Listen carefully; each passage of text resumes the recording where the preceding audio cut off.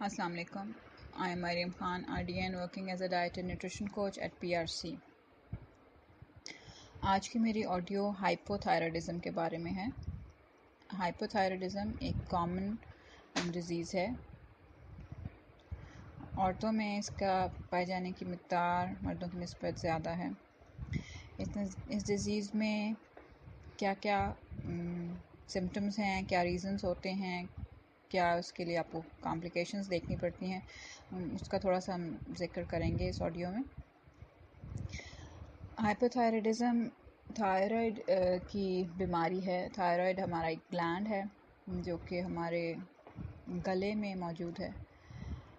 Butterfly shape का एक gland होता है जिसकी एक्टिविटी जो है वो हमारे जिस्म के बहुत सारे प्रोसेसेस को कंट्रोल कर रही होती है, जिसमें हमारी एनर्जी फूड प्रोसेस मेटाबलाइज होके एनर्जी रिलीज़ होना, इस प्रोसेस को देख रहे होते हैं। बॉडी टेम्परेचर रेगुलेट कर रही होती है, हमारा हार्ट बीट रेगुलेट हो रहा होता है, हमारी कैलोरीज़ के ऊपर इफ़ेक्ट पड़ रहा होता है कि किस तरह बर्न हो रही हैं। फिर हमारे कोलेस्ट्रॉल लेवल्स के ऊपर चेक रख रहे होते हैं थायराइड। इसके अलावा जो हमारा मेंटल कैपेसिटी है उसके अंदर भी थायराइड के फंक्शंस मौजूद हैं। अब इसमें रीज़न्स क्या हो सकते हैं कि आपको हाइपोथायराइडिज्म क्यों हुआ है। जो कॉज मोस्टली ज़्यादा प्रेवलेंट है वो एक ऑटो इम्यून डिसऑर्डर है जिसकी वजह से हाइपोथायराइडिज्म होता है। इसके अलावा कुछ और भी रीज़न्स बनते हैं ऑन एंड ऑफ, जिसमें रेडिएशन थेरेपी अगर नेक एरिया की हुई है कैंसर के नतीजे में या कुछ इस तरह के प्रोसेस में, तो वो भी कॉज कर सकते हैं हाइपोथायराइडिज्म। या आपके हाइपर थायराइडिज्म के ट्रीटमेंट में आपको एक रेडियो एक्टिव ट्रीटमेंट मिली है, उसकी वजह से भी बाज़ दफ़ा स्लो डाउन हो जाता है, अंडर एक्टिव हो जाता है आपका थायराइड ग्लैंड। फिर कुछ तरह की मेडिकेशंस ऐसी होती हैं जिसकी वजह से रिज़ल्ट जो होता है वो हाइपोथायराइडिज्म हो जाता है आपको। ये मेडिकेशन हार्ट पेशेंट्स को दी जा रही होती हैं या कैंसर पेशेंट्स को दी जा रही होती हैं। जो थायराइड की सर्जरी है उसके नतीजे में कुछ ऐसी कॉम्प्लिकेशन हो सकती है कि आपका थायराइड जो है वो अंडर एक्टिव हो जाए। आपकी डाइट में अगर बहुत कम आयोडीन है या आप कुछ ऐसे एरियाज़ में रहते हैं जहाँ पे बहुत प्रोन है वो जगह उसके लिए, तो फिर इस तरह की प्रॉब्लम्स हो सकती हैं। प्रेगनेंसी जो एक ऐसा टाइम है जिसके अंदर आ सकता है एक पोस्टपार्टम कंडीशन जिसके अंदर आपके जो लेवल ऑफ हार्मोन्स जो हैं वो इंक्रीज़ होते हैं और उसकी वजह से भी कुछ ऐसी कॉम्प्लिकेशन आ जाती है जिसकी वजह से आपको हाइपोथायराइडिज्म का सामना करना पड़ सकता है।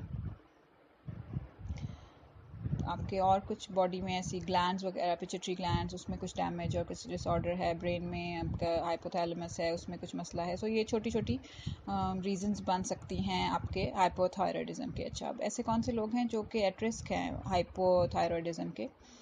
जो हमारा एशियन रेस है वो ज़रा ज़्यादा एट रिस्क है।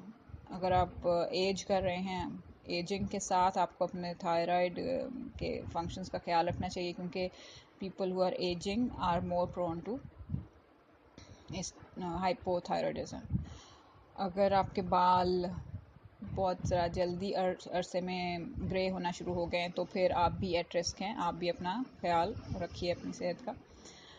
अगर आपको कुछ और ऑटो इम्यून डिजीज़ हैं जैसे डायबिटीज़ मेलाइटिस में टाइप 1 डायबिटीज़ में आपको का वो है, उसके बाद सीलिएक डिजीज़ है या आर्थराइटिस है, पर्निशियस एनीमिया या कुछ इस तरह से, उसकी वो भी आपको रिस्क इंक्रीज़ करता है आपका हाइपोथायराइडिज्म का।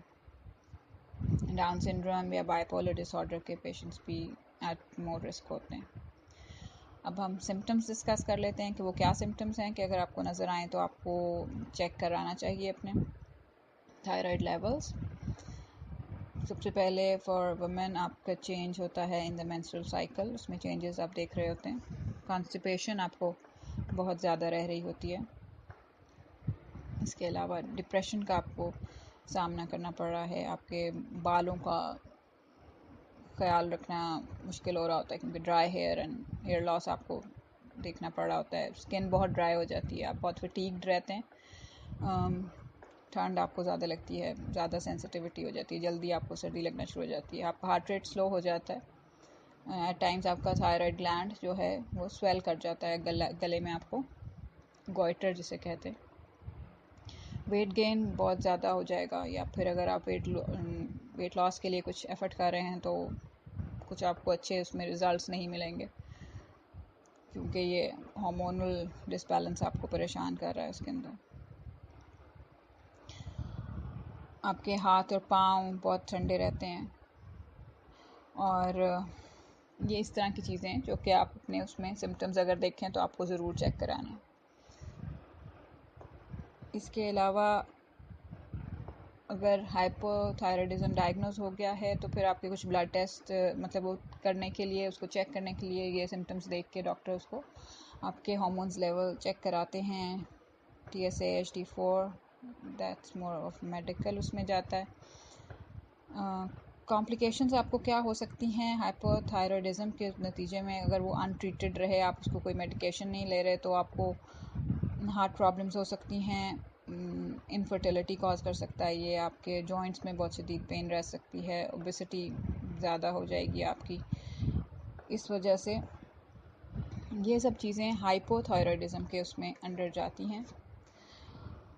अगर आप इसका शिकार हैं तो एक तो आपका वज़न इस कदर आपको परेशान कर रहा होगा, परेशानी का बायस बन रहा होगा कि आप अपनी डाइट को थोड़ा मुनासिब और मुतवाज़न रखेंगे तो आपको वो एंड भी बेहतर रहेगा। लेकिन आपको अपनी मेडिकेशन यानी रूट कॉज जो है उसको पहले रूल आउट करना है, फिर आप बाकी चीज़ें, जैसे ही आपका हार्मोनल बैलेंस मेंटेन होगा इस सिचुएशन में, आपका वेट इश्यूज जो हैं वो बेहतर होना शुरू हो जाएंगे। और आपकी डाइट के लिए कोई ऐसी मैजिकल डाइट्स के पीछे मत भागिए जो कहती हूँ कि हाइपोथायराइडिज्म स्पेसिफिक डाइट्स हैं कि उसमें से कुछ चीज़ खाने से या कुछ चीज़ ना खाने से आपका थायराइड एक्टिविटी सही हो जाएगी। Please do not waste your time on that, क्योंकि कुछ भी मैजिकल नहीं होता डाइट में, इट्स लाइक अ प्रोसेस। कुछ बैलेंस अचीव करना ज़्यादा बेहतर है। अगर आपको हाइपोथायराइडिज्म है और उसकी वजह से आपको वेट इंक्रीज्ड है तो आप फिर अपनी लाइफ के अंदर ऐसे पॉजिटिव चेंजेस लाइए और ऐसी बैलेंस डाइट प्लान कीजिए या करवाइए जो कि आपको एक बेहतर और हेल्दियर लाइफ की तरफ लेके जाए, और आप जो कॉम्प्लिकेशंस आपको अपनी मेडिकल उसकी वजह से आ रही हैं वो आपके लिए ज़्यादा सवेयर ना होती जाएं। आई होप ये आपके लिए इन्फॉर्मेशन देने का बायस बनेगी ये ऑडियो, और आपको हाइपोथायराइडिज्म के बारे में सही और ऑथेंटिक इन्फॉर्मेशन इससे मिलेगी। शुक्रिया।